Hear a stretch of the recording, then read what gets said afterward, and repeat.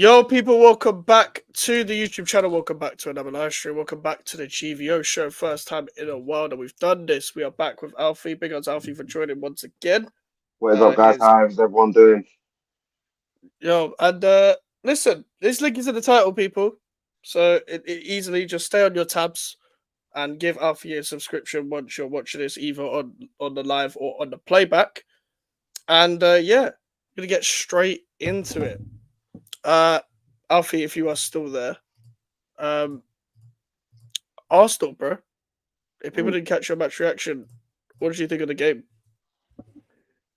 It was fair enough. It was good to get the 3 points. I feel like getting the 3 points, especially when you're chasing a title, was always important. But I felt like there was a bit period in that game where they had us for a minute, and I thought we was going to be walking away with less than a win, whether that had been a draw or a loss. But I predicted in my match preview that we were going to win 5-0. How wrong was I? Yeah, like Southampton aren't great either, as well. Like, so I was expecting a battering. I can't lie. Obviously I was at the West Ham game, so when I saw, I didn't even see the scores until I got home, and then I found out Southampton went 1-0 up. I was like, I didn't even expect them to score, bro. Like, did you guys just experiment too much, or was you guys just too complacent?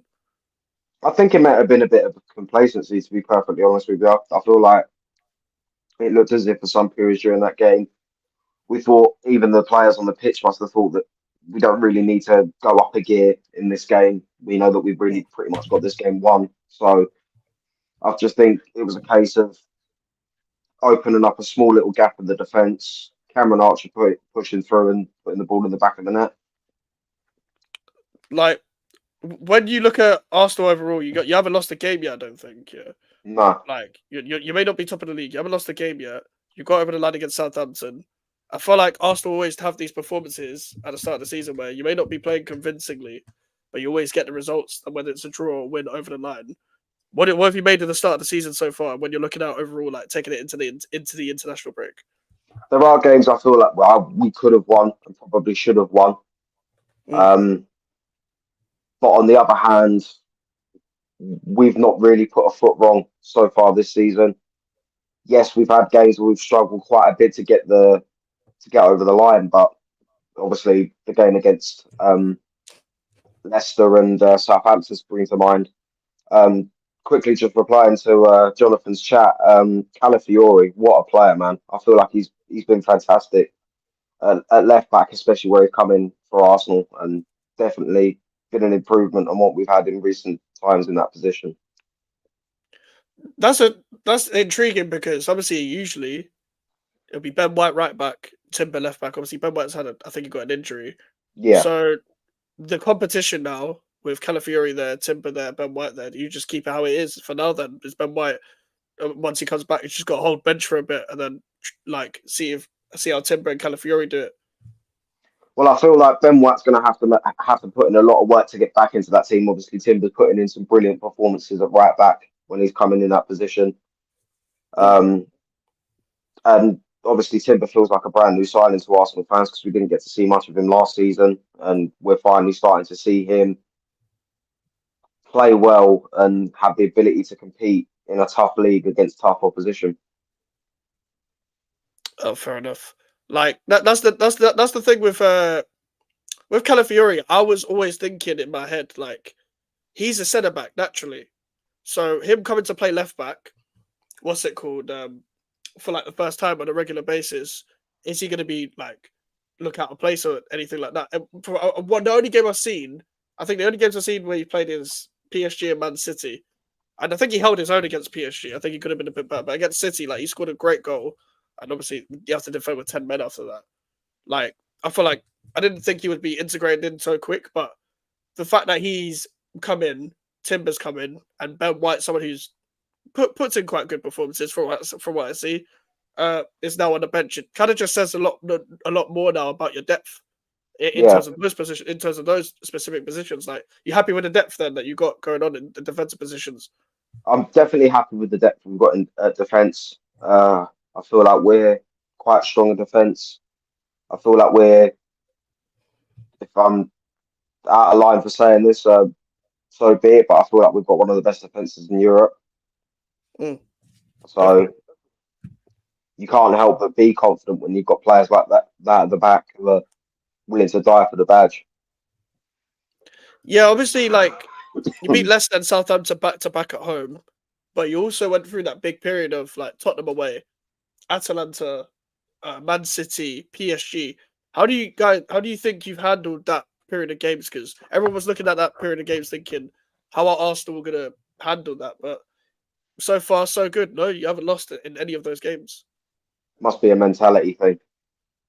Mm.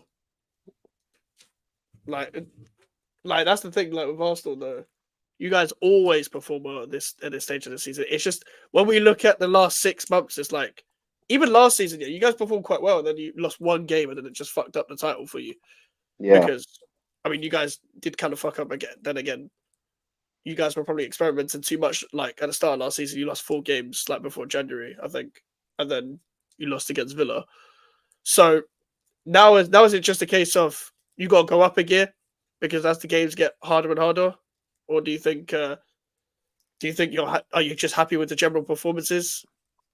well, I feel like obviously our next game's Bournemouth away. I feel like that'll be a good game to get us back into the role of the string of things playing week in week out in the Premier League, and then we've got that big game against Liverpool. I Mm, feel like that's going to be a game that decides a lot of things. On our side, mm. I feel like it'll decide whether we're serious about winning the title this year. And if Liverpool go on to win it, it'll be a case of maybe Arne Slot has got something here. He can possibly push a title charge Is that Liverpool away or Liverpool at home? home. Oh, okay. I was gonna We say go because we go to Anfield towards the back end of the season. oh fucking hell, Jesus Christ! Like if I I actually think just it's last month. I think it's May. oh shit, that is Yeah, a blockbuster fixture. Fucking hell, man. Anfield in May. I'd rather just get Anfield out the way, like because I've already had to I mean see my club go there for the we've cup got match. Spurs in January at home. We've got City in February at home. Yeah. We've got Chelsea and United in March.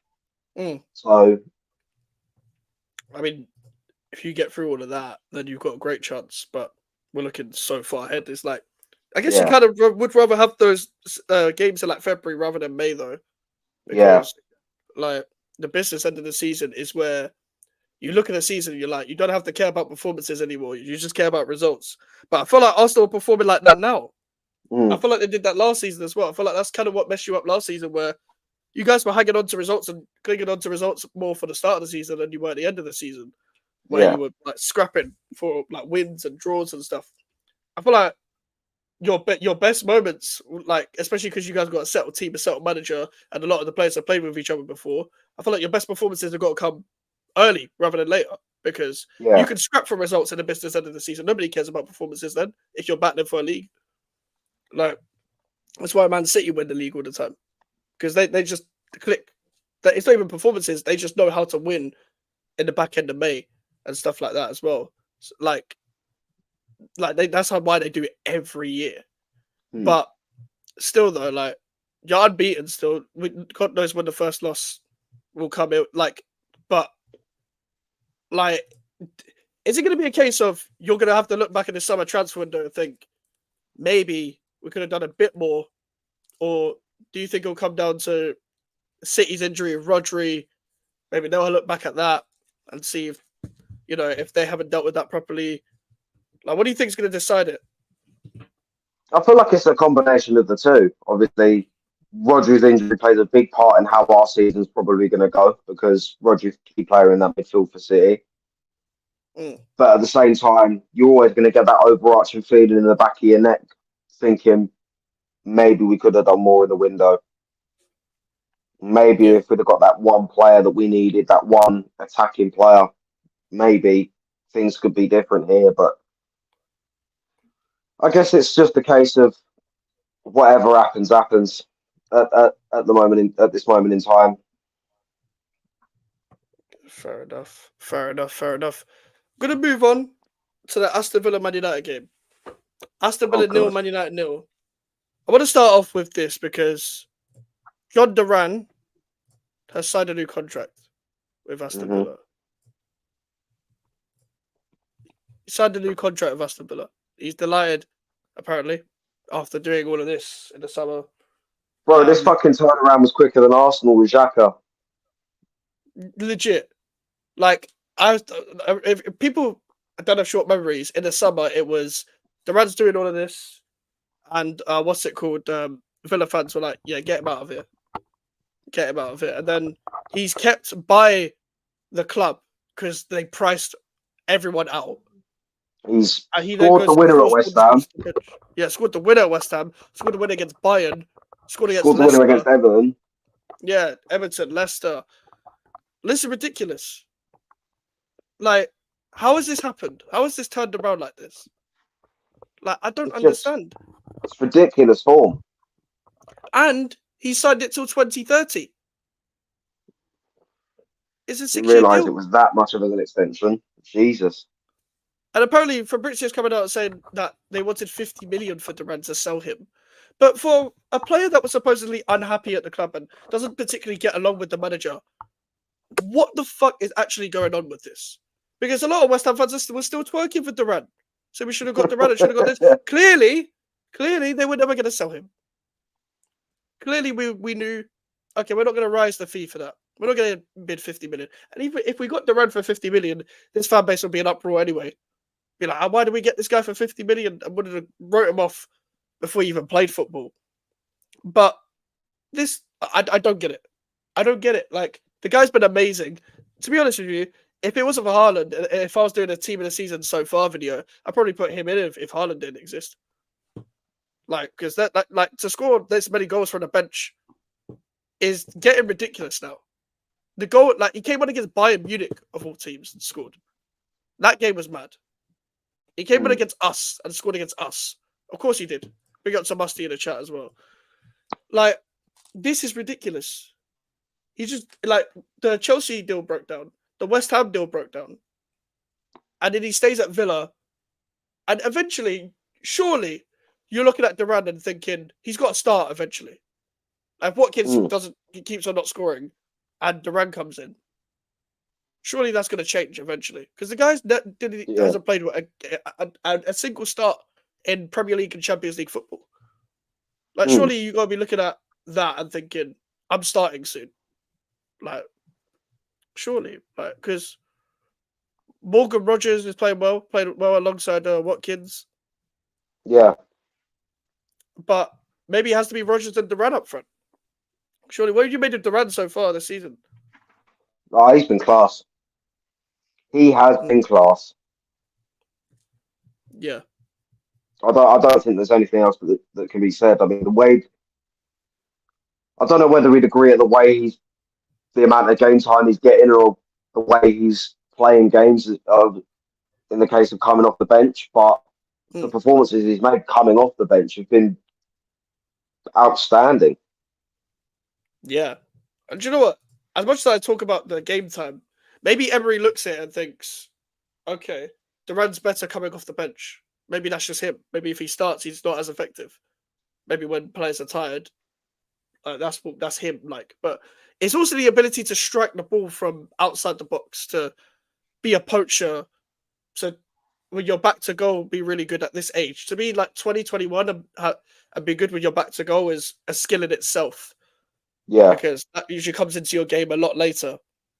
But yeah, to score this many goals from the bench, I haven't seen a super sub like this as like Adam Lafondra and Redding and players like that. Like, this is just a whole new level. Obviously, Aston Villa faced Man United and it was 0-0. So we've got to speak about Man United. And I've got to bring this up because Man United have hit a new low. This is ridiculous. Now, if you have a look at this, people, Erik ten Hag broke his own record with the worst start to the season from last season. Worst points after 7 Premier League games. He's broken his own record from last season. This geezer ain't got a fucking clue. No clue at all. He ain't got a Scooby-Doo. He don't know what's going on. How you breaking your own record for your worst start to a season? You bald fraud. I saw you as well looking for another job, trying to be ball boy at the game. I'm Oh, I sure saw you've that. seen that meme. I saw that picture. I couldn't believe it. Like the coincidence of another Ten Hag right behind the goal. That's amazing. Like, Domino's even took the piss as well. come on, of course they did. Of course they did. Domino's put a van outside Old Trafford saying, "We're hiring," and in brackets, "Not you, Eric." No my days. Domino's always violated, man. I got one message for Domino's, yeah. Stop greasing up your fucking pizzas, bruv. Because by the time I get halfway through, yeah, I'm already full up. Bruv. There's so much fucking grease, yeah. It's basically salt at this point when I'm eating a fucking pizza. Take the salt out of your pizza, bruv. That's why I get Pizza Hut, Seriously. bro. No, so do I. So do I. But I'm just saying, take the fucking salt out of your pizza, bruv. It's ridiculous. But listen, how has Eric Ten Hag still got a job? How? Like, are we generally saying that the Man United owners looked at them drawing with Porto and Aston Villa and was like, that's enough to keep your job for another couple of weeks? Drawing a game. Like, are we being serious? Bro must have accidentally swiped right at Dan Ashworth's wife on Twitter or on Tinder, and Dan Ashworth's come over to him and said, "You better not upset her or break her heart, otherwise you're not keeping your job."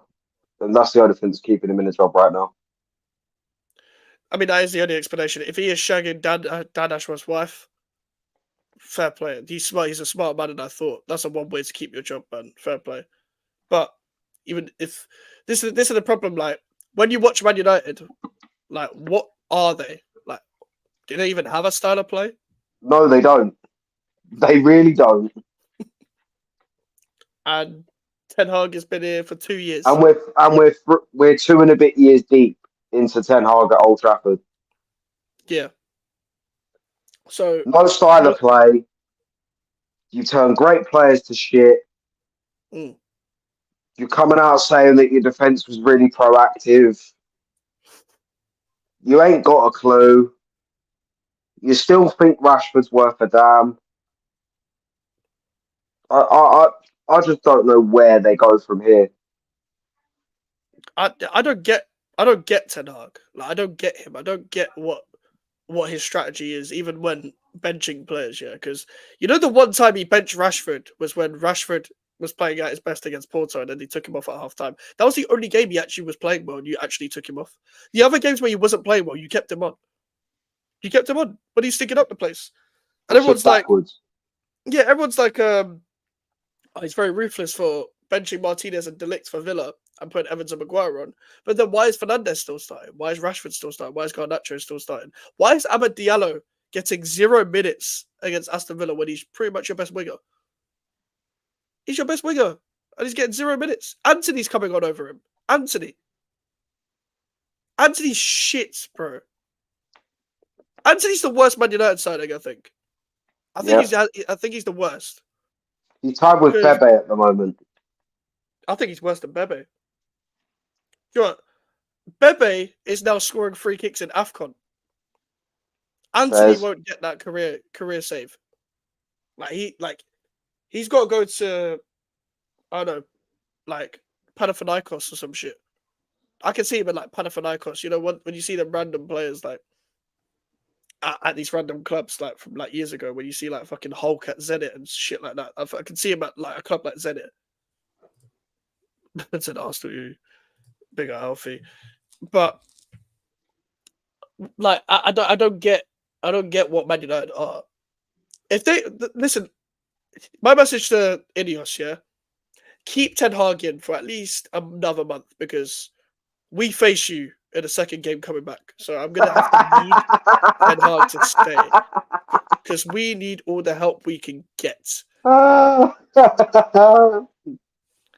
We need all the help we can get because I ain't trying to have a new manager bounce at a London stadium where we lose to Man United because Ruud van Nistelrooy is the caretaker or some shit.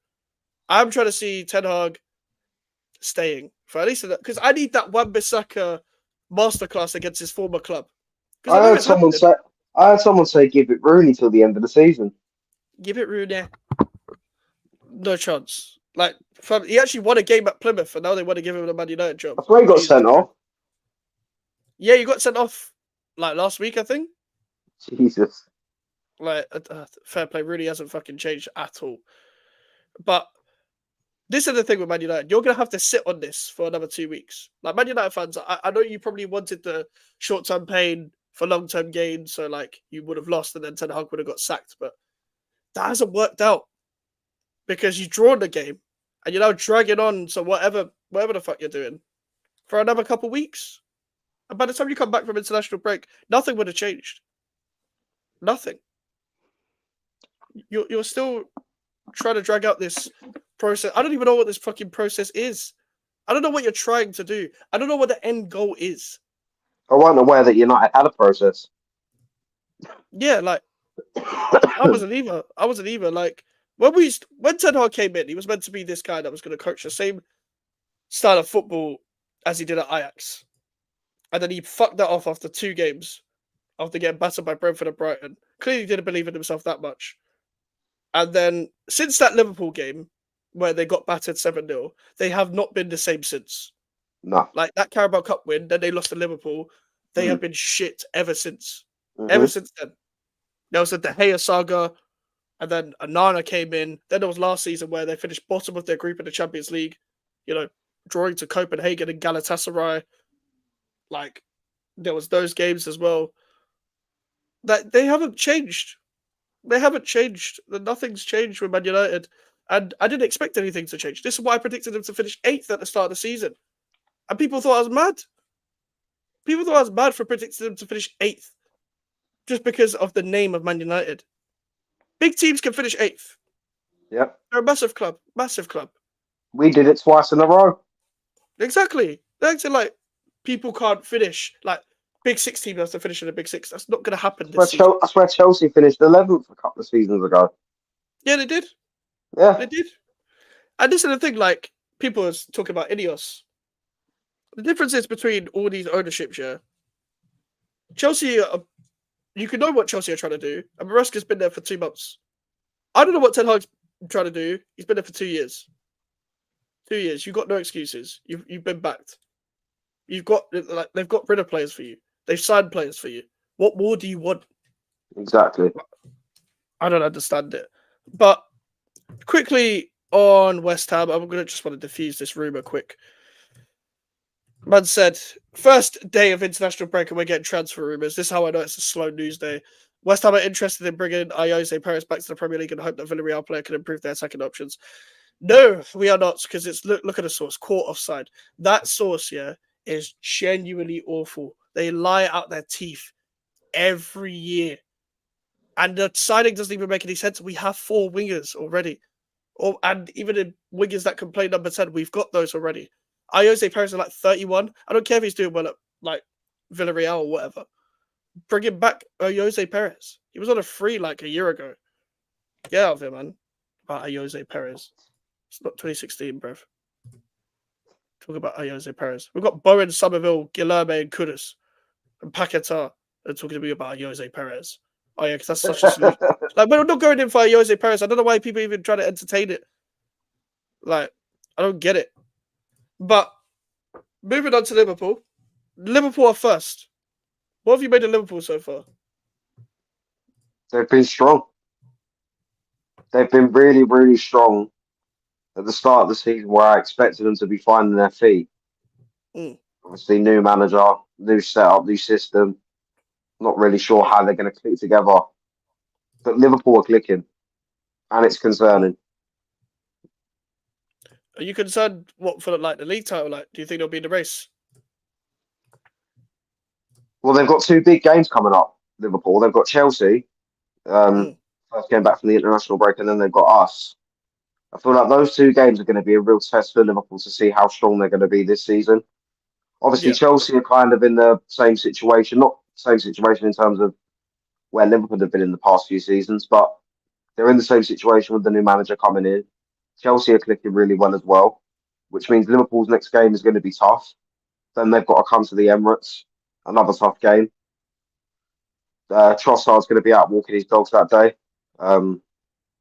So it's going to be a tough few games for Liverpool, but I feel like those two games will be the deciders on how serious Liverpool are this season. Yeah, sure. I've been really impressed with Liverpool. Like Ryan Gravenberch, especially talked about it before. 100%. Like he's been probably the best midfielder of the season so far, in my opinion, because that guy is taking a whole new role, performing so well every game, and really taking the games by the scruff of the neck. And like he's just like he was a wonder kid at one point, and he's never really fulfilled his potential. Was very unhappy at Bayern. Finally got the game time that he really deserves, and for someone of that ability, talent like that cannot go to waste. And Arnie Slot's really taken to him, really taken to him. Gravenberch heard Liverpool were in for Zubimendi and said, I'm going to show you why you don't need to waste your money. Yeah, and that's the thing. Like Liverpool still needs signings, but because that could run out eventually. This could all like they could get all gas out. And I Obviously, think they've got a major problem as they go into the international break. Obviously, McAllister come off a hard time against Palace on Saturday with a thigh injury, it looked like it. And then Allison coming off about 15, 20 minutes later. yeah, Had no idea who his replacement was. Never heard of him before. But no, that will be a problem for Liverpool. But I feel like they've got a semi-good goalkeeper to come in and play backup in Kelleher. So yeah. Arnie Slot said that in his interview, like after the game, apparently Allison might be out for weeks. And Jesus, this guy injures his hamstring a lot. I don't get how you can be that injury prone for a goalkeeper. I don't know who that Jaros guy was. He didn't really have to do much because Palace decided they didn't want to test the goalkeeper for whatever reason. But the thing is with Liverpool as well, I think they've got a problem in Szoboszlai because that guy just gets the ball and just shoots it for no reason. Like they're trying to play some controlled style of football and they play really well in that. I think Gakpo are really impressed. Look, obviously Luis Diaz is really impressed like throughout the season. Like Salah didn't have his best game, but he's Mohamed Salah. You believe in him to get back into whatever. Even Darwin Núñez comes on and contributes, and as long yeah, as he's not regularly starting, he's fine. I think they need if they want to win the league, if they're looking to actually generally win the league, I think they're probably a defensive midfielder away for giving City and Arsenal a good go. And I think they need someone to partner Gravenberch because he's not going to be able to do it all on his own. And he's technically kind of playing out of position a little bit, playing too deep, but they don't have anyone that can play there apart from Endo. But they're really dealing with it well. Like they're really being coached well. Like this is what good coaching does. Like he's only been there again since like this is his first season, and he's coaching them like this, which gives the managers that have been here for a long time and the managers that haven't been here for a long time no excuse to not have an identity by now. Like Liverpool fans did. I'm sure Liverpool fans thought it would go well, but I don't know whether they thought it would go this well so far. Liverpool are another team that start really well, always start really well within the season, and we see what happens. I think at the start of the season, I predicted them to be somewhat in the race, but like do what they did last season and dip off kind of similarly to how they did. Like they won't go to the end, but they'll dip off just before Arsenal and Man City do. I yeah. think that's the way I predicted them to finish. But also, they face Crystal Palace, yeah? Palace haven't won a game. They've not won a Premier League game yet. It's concerning. Yeah, for sure. Like, let me get it. Let me get the table up. Let me get the table up. If we scroll down a bit, yeah, there's 4 teams that haven't won a game yet. Now, Ipswich, cool. Like, no one. There wasn't really much expectation. Southampton, cool. Not much expectation. But Wolves and Palace. Palace first. Like, I predicted them to finish 9th. I said 9th. I didn't do this whole European nonsense, but I said they've invested well, building a good squad.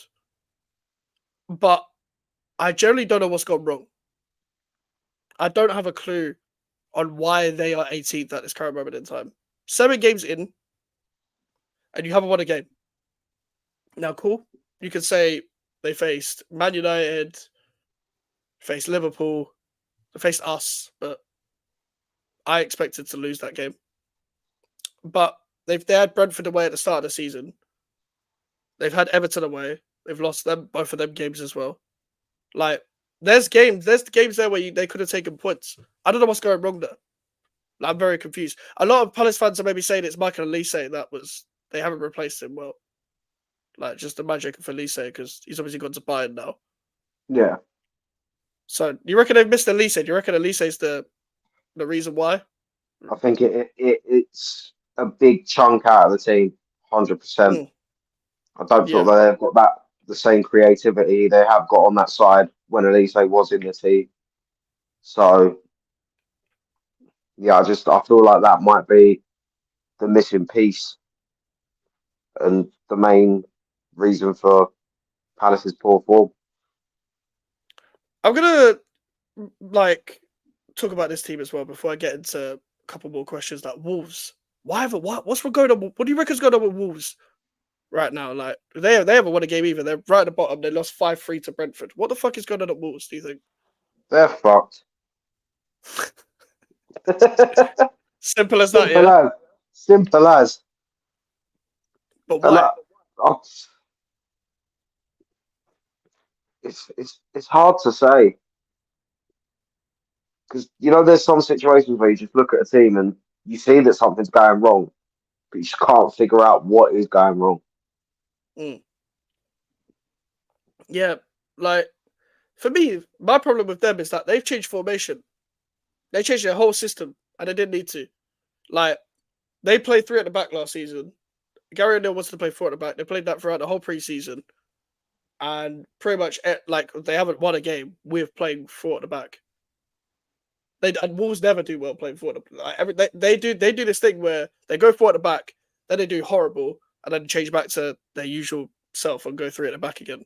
And the problem is, I saw them playing high up the pitch, and Craig Dawson was playing. Yeah, I love Craig Dawson for what he did at West Ham, for example. But they played Craig Dawson, and like Brentford were just running in behind. Dawson trying to catch up was genuinely embarrassing because the guy's 34, and he should be like he was never fast in the first place when he was at right back for West Brom. So as a centre back for Wolves in 2024, where the guy's approaching 35 or whatever, why is he playing high up the pitch? What is going on? Like, have they? It might be because they haven't replaced Neto properly as well. But a lot of their fans are getting onto the ownership as well. It's turning a bit toxic. Yeah. So we'll see how it goes from there. But Alfie, as it's 7 games in, get like a couple kind of prediction sort of things. Like looking at the table, try and get all of the table in as much as I can, and I'll scroll up if I have to. What's the team that's like going to severely underachieve, do you think, this season? I think it's obvious, isn't it?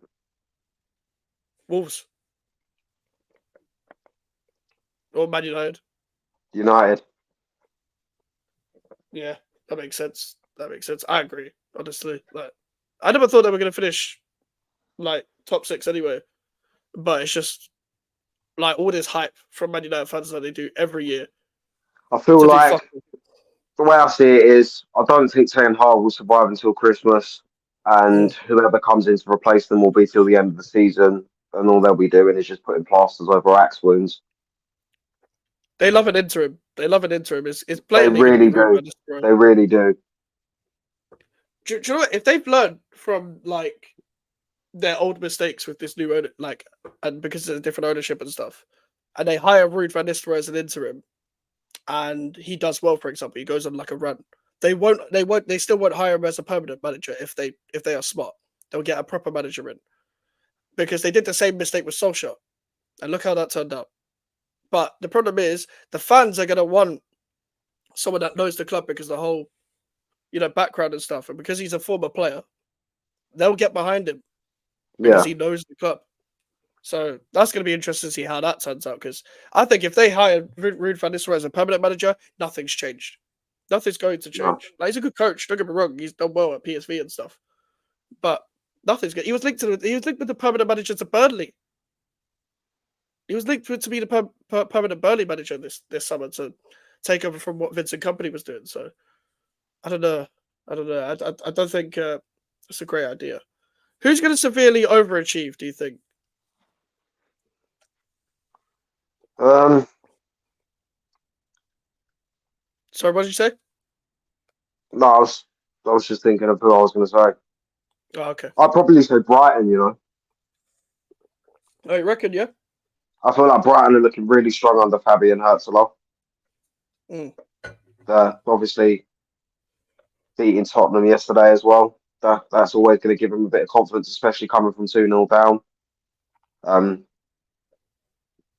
I feel like they've got funnily enough, another manager who's coming into his first season with a new club, and they've already got an identity. Where the fuck's Ten Hag's?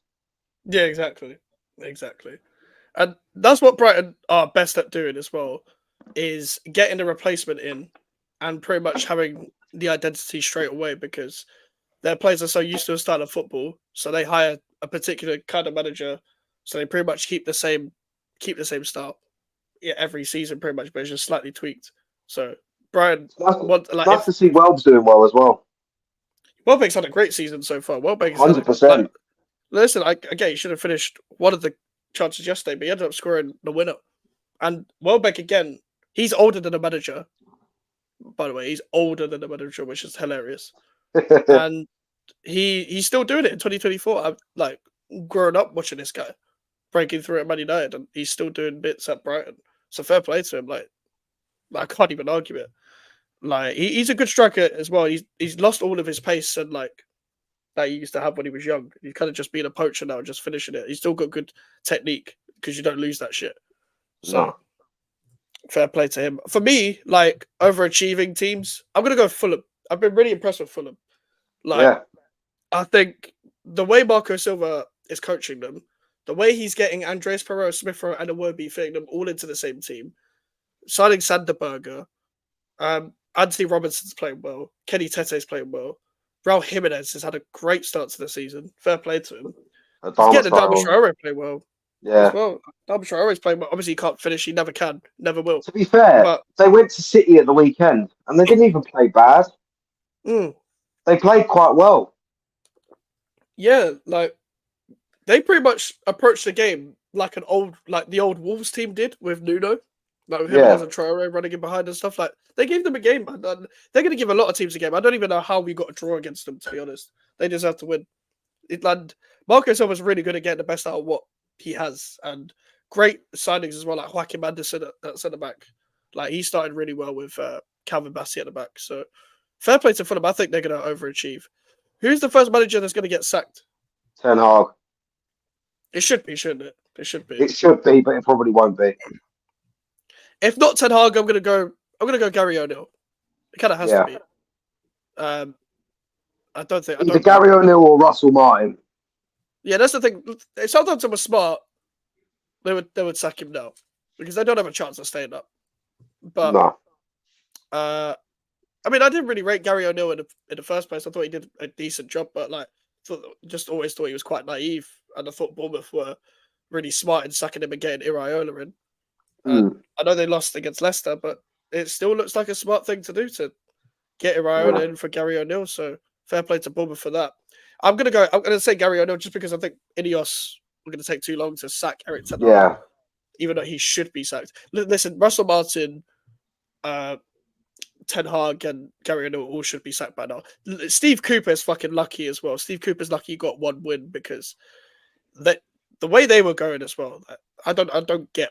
I don't Steve get. Cooper's lucky. Sean Dyche is lucky. Yep. I feel like Sean Dyche especially because if you look at the two performances where they went 2-0 up and then let the game go, Yeah. you can't be doing that at this level. Oh yeah, for sure. That's the You, thing. you Like, just can't be doing that. Tottenham did it yesterday as well. You can't be yeah, taking a 2-0 lead in a game, whether you're home or away in the Premier League, and not coming out of that game with a win. yeah. The fact they did it two That games game in a should row be makes it wrapped much better. up, done and dusted. It should be done Yeah, and dusted at half time. facts. And do you know what? I never thought Everton were going to get relegated here, but it doesn't make it any better because they always find a way to survive. And listen, they actually played all right against Newcastle. Like it was a boring game, but like Everton will find a way to survive. But it's just not like it's not good enough. It just It's gets not good annoying enough. after a while. Like it's not good enough because like you can't keep playing like this and surviving. Like it's gonna break off eventually if you keep approaching games like this. And I just feel like those managers have gone out of fashion. Yeah. Those kind of managers that like Deitch and Moyes and Allardyce and all these managers. Brexit managers. Yeah, Brexit managers. They've all gone so far out of fashion. But yeah, I think that was every. Has your predictions changed since? I don't remember your prediction from the start of the season, but like for like top four or top six or relegation, I feel has like top would four changed just a bit. who Chelsea. you reckon Chelsea getting fourth? Yeah. Do you reckon it'll They're be? looking good. They're looking good. You reckon it'll be these top four teams, not necessarily in order, but these four teams that are in the top four now? Yeah. It looks highly likely.